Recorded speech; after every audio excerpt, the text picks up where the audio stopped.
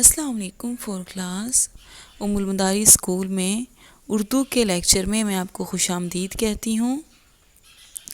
بسم اللہ الرحمن الرحیم۔ آج ہم پڑھیں گے حروف عطف کے بارے میں۔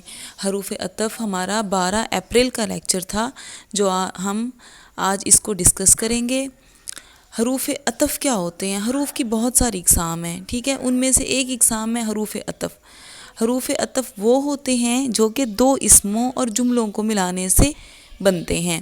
یہ حروف اسموں اور جملوں کو ملانے کے لیے استعمال ہوتے ہیں، مثلاً اور، واؤ، کر، نیز اور پھر۔ اب ہم دیکھتے ہیں کہ یہ کس طرح سے جملوں کو ملاتے ہیں، کس طرح سے دو الفاظ کو ملاتے ہیں۔ اس کی ہم مثالیں دیکھ رہے ہیں۔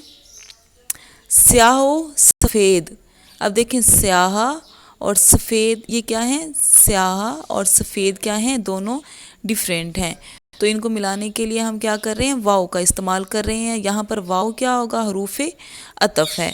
اسی طرح سے گرد و غبار۔ گرد و غبار، یہاں پر واؤ کیا ہے؟ حروف عطف ہے۔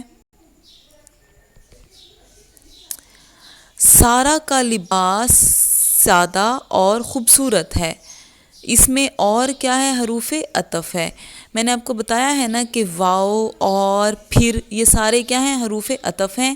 تو سارا کا لباس سادہ یہ کیا ایک جملہ ہو گیا، خوبصورت ہے دوسرا ہو گیا، اس کو ملانے کے لیے ہم اور استعمال کر رہے ہیں، تو یہاں پر اور کیا ہے؟ حروف عطف ہے۔